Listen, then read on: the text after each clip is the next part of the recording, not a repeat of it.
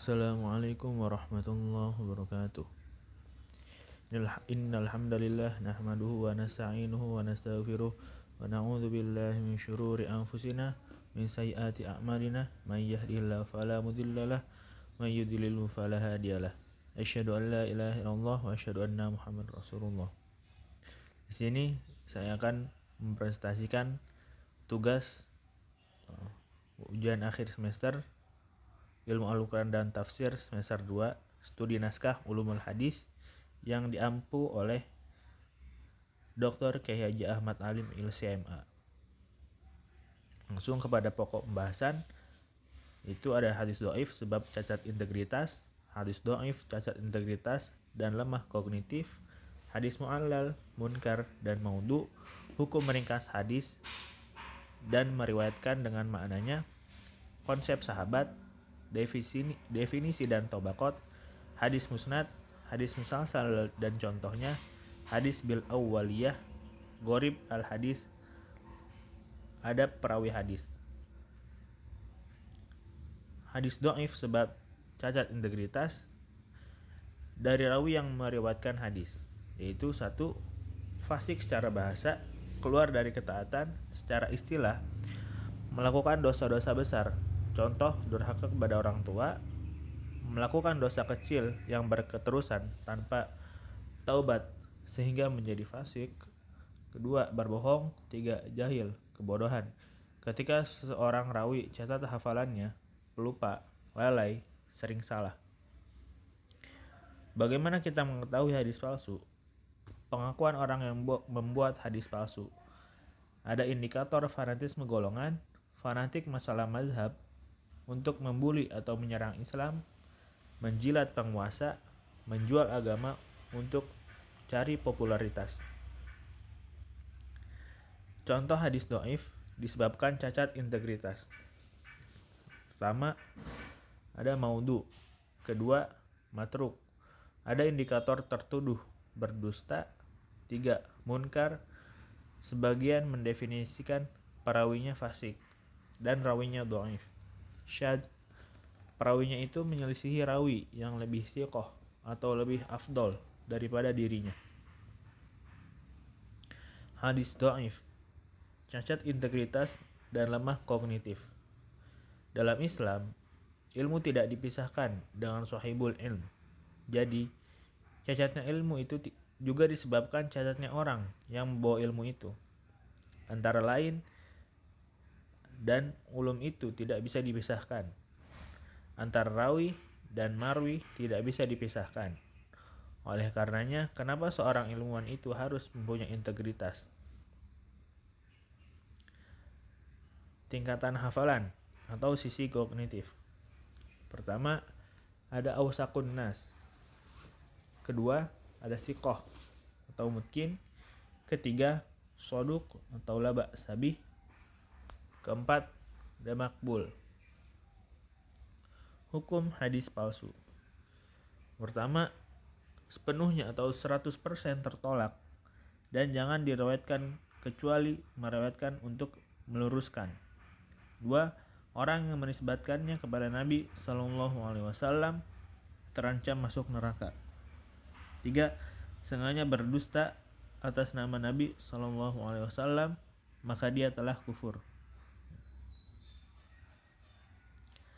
Perawinya lemah kognitif.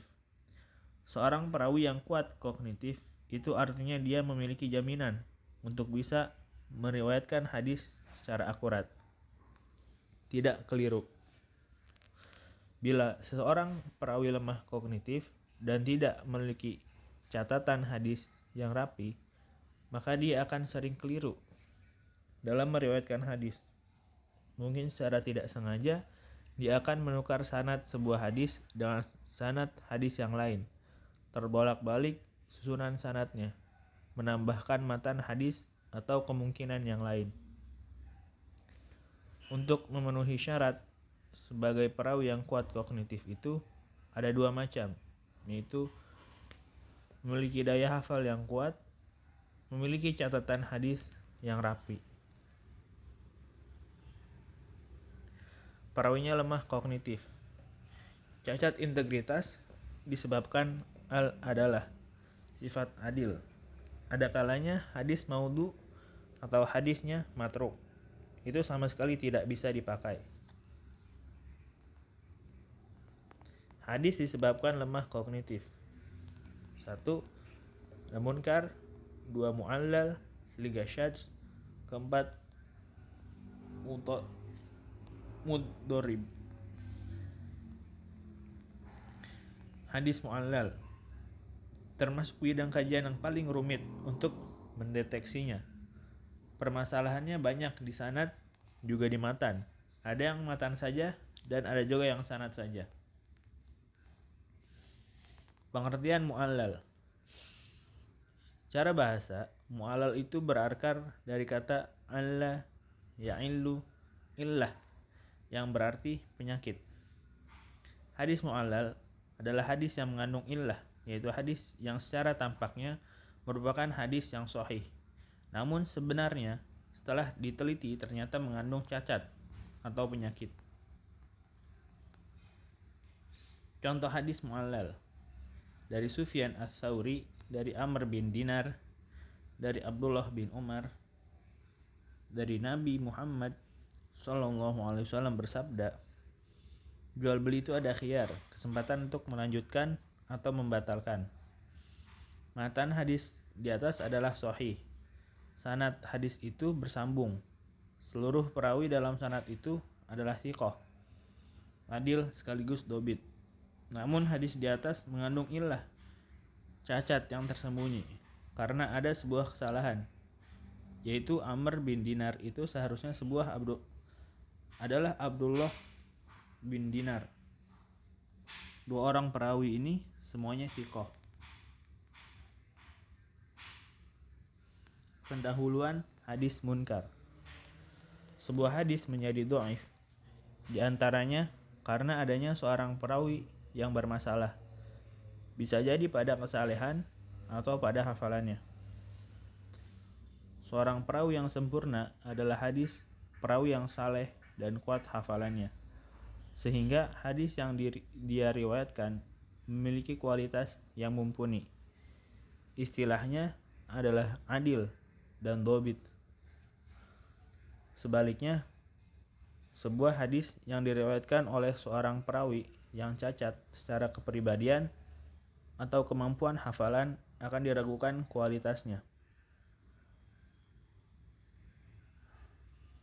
Pengertian hadis munkar.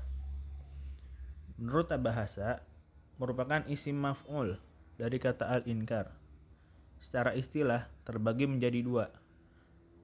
Hadis munkar yaitu sebuah hadis yang diriwayatkan oleh seorang perawi yang sangat pelupa, sangat sering melakukan kekeliruan, terlihat suka berbuat maksiat atau susah dipercaya bila sebuah hadis diriwayatkan dari jalurnya saja. Hadis munkar yaitu sebuah hadis yang diriwayatkan oleh seorang perawi yang dhaif dan bertentangan dengan hadis yang diriwayatkan oleh perawi yang thiqah. Contoh hadis munkar. Sebuah hadis yang diriwayatkan dari Habib bin Habib Ziyad, dari Ishaq, dari Izar bin Haris, dari Ibnu Abbas bahwa Rasulullah Shallallahu Alaihi Wasallam bersabda, barang siapa mendirikan sholat, menunaikan zakat, berangkat haji, puasa, dan memuliakan tamu, maka dia pasti masuk surga. Abu Hatim memberikan keterangan bahwa hadis ini termasuk hadis munkar, karena para perawi selain Habib bin Habib Ziyad meriwayatkan dari Ishaq juga, namun sanadnya berhenti pada Ibnu Abbas. Maksudnya, pernyataan di atas merupakan perkataan Ibnu Abbas, bukan sabda Rasulullah SAW. Bagaimana kita mengetahui hadis maudhu? Yaitu pengakuan orang yang membuat hadis palsu. Ada indikator fanatisme golongan, fanatik masalah mazhab, untuk membuli atau menyerang Islam, menjilat penguasa, menjual agama untuk mencari popularitas. Pengertian hadis maudhu. Hadis maudhu yaitu hadis yang dibuat sendiri oleh seorang perawi lalu menisbahkannya kepada Rasulullah Shallallahu Alaihi Wasallam baik secara sengaja maupun tidak. Istilah mudahnya hadis maudhu itu adalah hadis palsu. Hukum meriwayatkan hadis maudhu. Hadis maudhu tidak boleh diriwayatkan ketika sudah diketahui statusnya. Jika akan diriwayatkan, maka hadis tersebut harus disertai penjelasan yang menerangkan tentang status maudhu atau palsu. Hukum meringkas hadis dan meriwayatkan dengan maknanya. Hukum meringkas hadis dengan membuang beberapa kalimat selama tidak merusak makna itu hukumnya boleh. Hukum meriwayatkan hadis dengan maknanya. Para ulama hadis berbeda pendapat, akan tetapi pendapat yang paling kuat boleh meriwayatkan hadis dengan maknanya saja. Boleh mensyarah dan menjelaskan teks syariat dengan bahasa ajam sehingga memudahkan untuk memahaminya, dan itu kesepakatan para ulama yang membolehkannya. Syarat meringkas hadis. Orang alim dan faham terhadap sighah kalimat, mengetahui makna kalimat ketika dibuang itu merusak kalimat. Mengetahui kalimat inti, mengetahui kalimat tambahan, faham isi kandungan hadis secara keseluruhan. Ketentuan meringkas hadis. Kalimat harus utuh, antara kalimat yang dikecualikan atau jatuh setelah illa itu tidak boleh dibuang karena akan merusak makna. Kalimat yang tidak sempurna kecuali ada kalimat setelahnya, misalkan yang jatuh setelah has, itu untuk lil ghoyah, karena kalau dihapus akan merusak makna. Contoh meringkas hadis. Di dalam Sahih Muslim diceritakan sebuah kisah di dalam perang Ahzab tentang masalah keledai, tentang masalah himar ahliyah dan himar insiyah. Dan masalah Sahih Muslim diriwayatkan secara ringkas. Akan tetapi maksud dari tujuan kandungan hadis tersebut sudah terpenuhi. Kesimpulannya dari Sahih Muslim itu sebagaimana hukum memakan himar insiyah bahwa Nabi melarang dan haram hukumnya. Sedangkan di dalam Sahih Bukhari hadisnya sangat panjang. Kalau dibacakan bisa 2 lembar.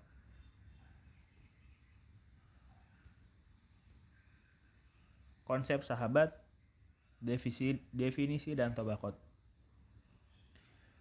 Syarat sahabat: pertama Muslim, kedua melihat Nabi SAW, ketiga beriman, keempat mempertahankan keimanannya sampai wafat. Definisi sahabat: bersama Nabi SAW setahun atau 2 tahun, atau berperang bersama Nabi SAW dalam 1 kali berperang atau 2 kali, tapi pendapat tersebut lemah. Definisi sahabat: pendapat yang paling sahih menurut Ibnu Hajar mendefinisikan sahabat ialah dia melihat Nabi SAW dan ia beriman. Apakah dia ikut berperang atau tidak bersama Nabi SAW itu tidak menjadi syarat. Jadi walaupun sekedar melihat saja dan belum pernah mendengar, belum pernah melihat, belum pernah duduk bersama Nabi SAW, dan itu juga sudah disebut sahabat. Tabaqat sahabat. Pertama ada as-sabiqunal awwalun, kedua para sahabat yang masuk Islam, ketiga hijrah pertama kali ke Habasyah sebelum hijrah ke Madinah, keempat para sahabat yang ikut baiat Aqabah pertama, 5 para sahabat yang ikut baiat Aqabah kedua, dan kebanyakan mereka dari kaum Ansor. 6. Awwalun muhajirin. 7. Ahli Badar. 8.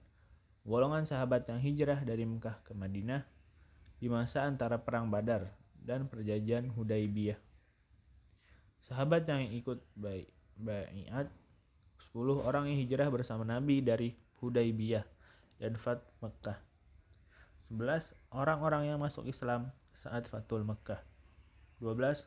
Orang-orang atau anak-anak pada Fath Mekah itu ikut rombongan dan masuk Islam kepada Nabi SAW. Secara khusus tingkatan sahabat itu pertama Abu Bakar, kedua Umar bin Khattab, 3 Utsman bin Affan, keempat Ali bin Abi Thalib. Bagaimana kita mengetahui sahabat atau bukan? Pertama ada khobar mutawatir, kedua khobar al-masyhur, 3 khobar ahad, 4 dia mengabarkan dirinya sahabat, kelima ada rekomendasi dari seorang tabi'in bahwa si fulan seorang sahabat Nabi SAW. Hukum sahabat, semua sahabat Nabi SAW itu dihukumi adil dengan berbagai macam tingkatan dari level tadi, maka dihukumi dengan adil, dan itu sudah hukum pasti dan tidak perlu diragukan lagi. Pengertian hadis musnad. Hadis musnad adalah hadis marfu yang disandarkan kepada Nabi SAW. Jadi disebut hadis musnad kalau itu memang hadis marfu yang dimarfukan oleh sahabat yang langsung ke Nabi SAW. Apa itu kitab musnad? Kitab yang mengumpulkan riwayat hadis berdasarkan riwayat sahabat. Seperti kitab musnad Imam Ahmad. Kitab jami'.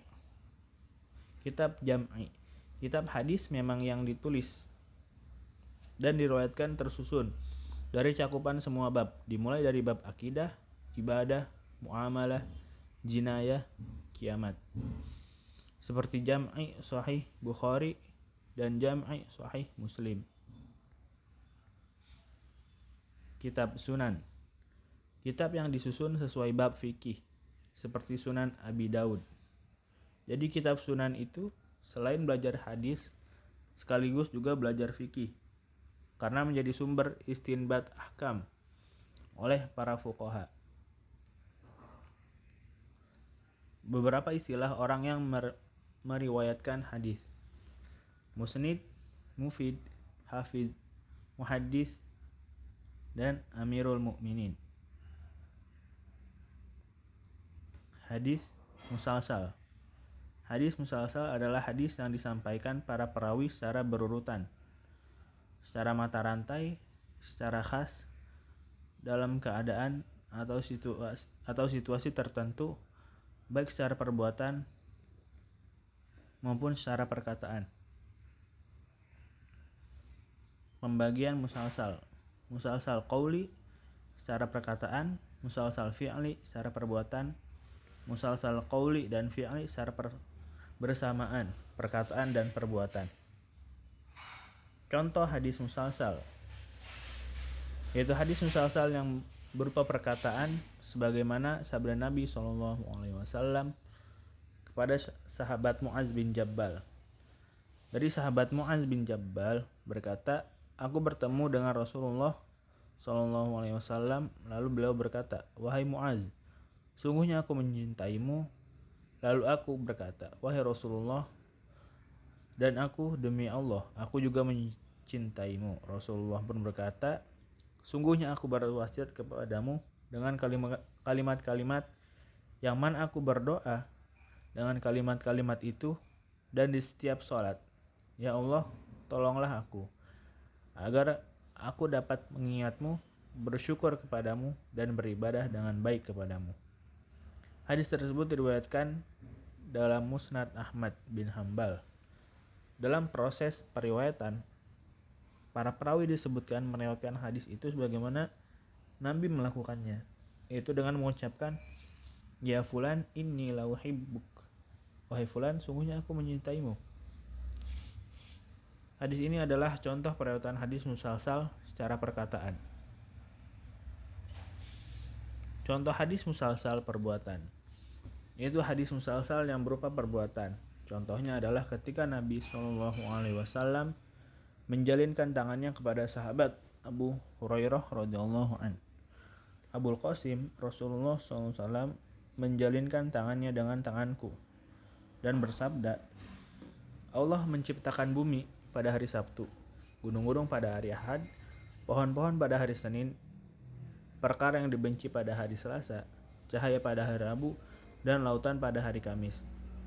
Hadis tersebut digolongkan hadis musalsal fi'li, karena setiap perawi yang meriwayatkan hadis tersebut kepada rawi lainnya selalu melakukan hal yang sama seperti apa yang dilakukan Nabi SAW pada sahabat Abu Hurairah radhiyallahu an, yaitu menjalinkan tangannya.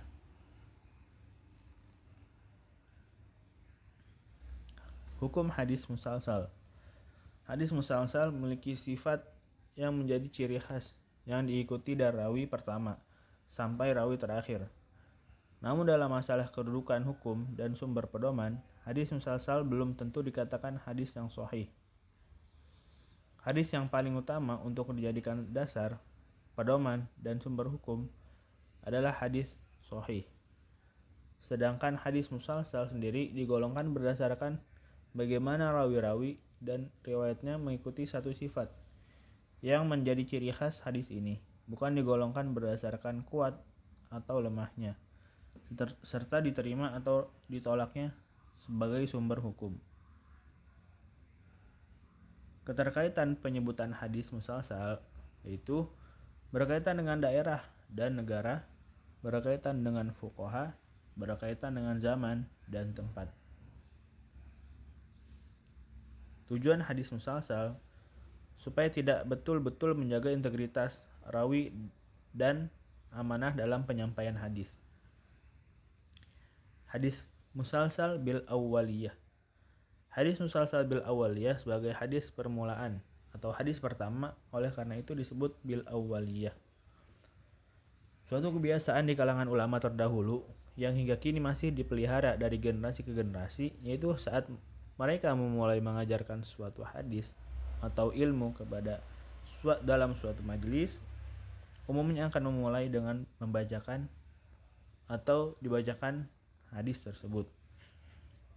Nama lainnya dikenal dengan sebutan musalsal bil rahmah.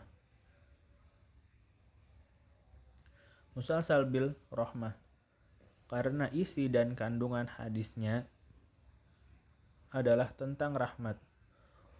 Ulama mendefinisikan rahmat dengan kelembutan hati yang mendorong seorang atau makhluk hidup untuk berbuat kebaikan kepada sesamanya atau lainnya.